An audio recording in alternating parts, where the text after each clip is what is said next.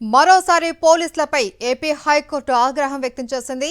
Social మీడియాలో పోస్టులు పెట్టినందుకు తన భర్త బోసా రమణను పోలీసులు అక్రమంగా నిర్బంధించారు అంటూ రమణ భార్య లక్ష్మి దాఖలు చేసిన హెబియస్ కార్పస్ పిటిషన్పై హైకోర్టు విచారణ జరిపింది. విచారణ సందర్భంగా పోలీసులపై హైకోర్టు ఘాటు వ్యాఖ్యలు చేసింది.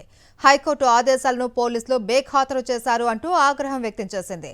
రాష్ట్రంలో పరిస్థితులు ఇలాగానే ఉండాల్సింది అంటూ మండిపడింది కోర్టు.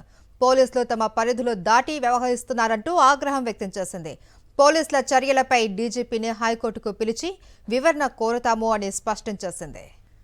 ఇదే అంశానికి సంబంధించి మరిన్ని డీటెయిల్స్ మా ప్రతినిధి అశోక్ అందిస్తారు. అశోక్, రాష్ట్రంలో పోలీసుల తీరుపై హైకోర్టు తరచూ ఆగ్రహం వ్యక్తం చేస్తుంది. నిన్న మనం చూసాము, ఆగ్రహం వ్యక్తం చేసింది. ఒక హెబియస్ కార్పస్ పిటిషన్ పై ఆగ్రహం వ్యక్తం చేసింది. మళ్ళీ తాజాగా ఇవాళ కూడా ఒక హెబియస్ కార్పస్ పిటిషన్ వ్యవహారంలో పోలీసుల తీరుపై ఆగ్రహం వ్యక్తం చేసింది హైకోర్టు. అయితే సోషల్ మీడియాలో చంద్రబాబు అలానే పవన్ కళ్యాణ్ పైన రమణ అనే వ్యక్తి పోస్టు పెట్టాడంటూ అతన్ని ప్రకాశం జిల్లా పోలీసులు అక్రమంగా నిర్బంధించారు. దానిపైన రమణ భార్య లక్ష్మి హెబియస్ కార్పస్ పిటిషన్ దాఖలు చేశారు. అయితే ఈ సందర్భంగా గతంలో విచారణకు వచ్చింది. విచారణ సందర్భంగా రమణను తమ ముందు ఉంచాలని హైకోర్టు చాలా స్పష్టమైన ఆదేశాలు జారీ చేసింది. కానీ పూర్తిగా రమణ హైకోర్టు ఆదేశాలను పోలీసులు పూర్తిగా తొంగలో తొక్కారు.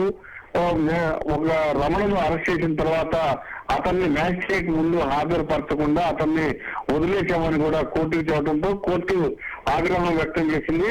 ఈ సందర్భంగా కొన్ని ఘాటైన వ్యాఖ్యలు చేసింది. హెబియస్ కార్పస్ పిటిషన్ విచారణ సందర్భంగా కొన్ని ఘాటైన వ్యాఖ్యలు చేసింది.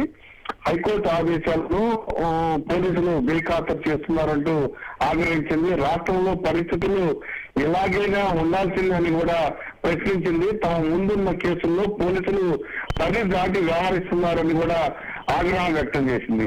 రమణ అనే వ్యక్తిని అరెస్ట్ చేసి పోలీసులు మేజిస్ట్రేట్ ముందు హాజరుపరచాలి, కానీ అక్రమంగా నిర్బంధించి వదిలేయటం పైన కూడా హైకోర్టు ఆదేశాలు జారీ చేసింది. ఇలాగైతే ఖచ్చితంగా వీటిని పిలిపించి వివరణ కోరతామని కూడా చాలా స్పష్టంగా హైకోర్టు చెప్పింది. దాంతో పాటుగా ఈ case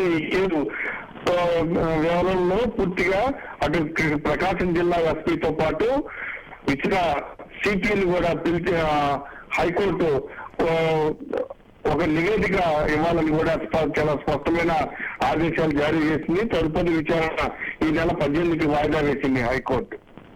right, thank you Ashok.